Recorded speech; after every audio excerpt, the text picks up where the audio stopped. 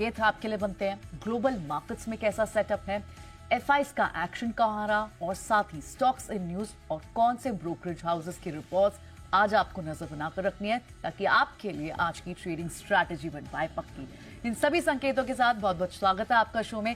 सबसे पहले ग्लोबल संकेतों को समझ लेते हैं, क्योंकि हमने देखा कि ना सिर्फ शुक्रवार को बल्कि कल सेकंड स्ट्रेट डे था जब यूएस मार्केट्स तेजी के साथ बंद हुई। इनफैक्ट तीनों इंडेक्स आप देखें तो अच्छी मजबूती के साथ, हालांकि स्टार्ट थोड़ा स्लो जरूर था, शुरुआत थोड़ी धीमी थी, लेकिन उसके बाद डाउ, नैस्डैक और एस&पी सब में तेजी थी। कल एक इंपॉर्टेंट रिटेल सेल्स डेटा भी वहां का आना था, उस पर भी अभी कुशल हमारे साथ जुड़ेंगे तो उनसे समझेंगे कि वहां क्या कुछ डेवलपमेंट है।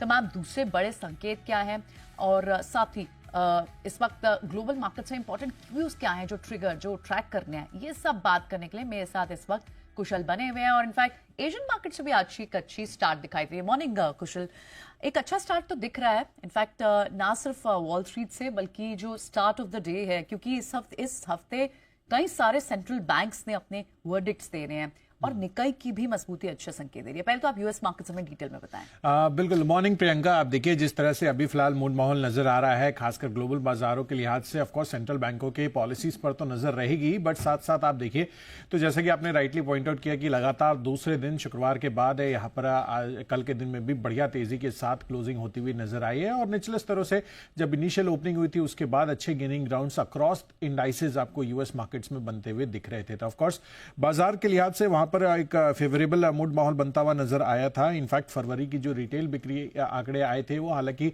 अनुमान जितना था करीबन 0.6% की ग्रोथ का, उसके मुकाबले 0.2% तक की बढ़त हमें देखने को मिली, लेकिन जनवरी के मुकाबले जो डिक्लाइन हुआ था वहां पर अब वापस से फरवरी में ग्रोथ लौटती हुई नजर आई। तो वो एक पॉजिटिविटी का संकेत आप कह सकते हैं कि रिटेल सेल्स बिक्री आंकड़ों में आता हुआ नजर आया है। फेड की पॉलिसी का आज पहला दिन है, ऑफकोर्स कल यहां पर हमारी नजर भी बनी रहने वाली है। एंड स्पेसिफिकली आप देखिए तो एनवीडिया की जो कॉन्फ्रेंस है उस पर भी हमारा फोकस बना रहेगा, खासकर एआई को लेकर किस तरह की प्रतिक्रियाएं आती है, क्या कमेंट्री आती है, इस पर हमारा फोकस रहेगा। ऑयल एंड गैस, इंडस्ट्रियल और साथ ही फाइनेंशियल्स में आपको तेजी देखने को मिली थी और यूरोप के बाजारों में भी अक्रॉस द बोर्ड कल खरीदारी का ही मूड माहौल आता हुआ नजर आया है। रूस और यूक्रेन के बीच में जो सीज फायर की लगातार बातें चल रही है, आप देखना होगा कि कल इनफैक्ट यहां पर आज के दिन में किस तरह से यूएस के प्रेसिडेंट और साथ ही रशिया के प्रेसिडेंट व्लादिमीर पुतिन, उनके साथ किस तरह की बातचीत होती है उस पर भी हमारी फोकस रहेगी। एंड आगे चलकर ये जो संकेत है, अगर इस पर और पॉजिटिव साइड पर इंप्लीकेशंस बनते हैं तो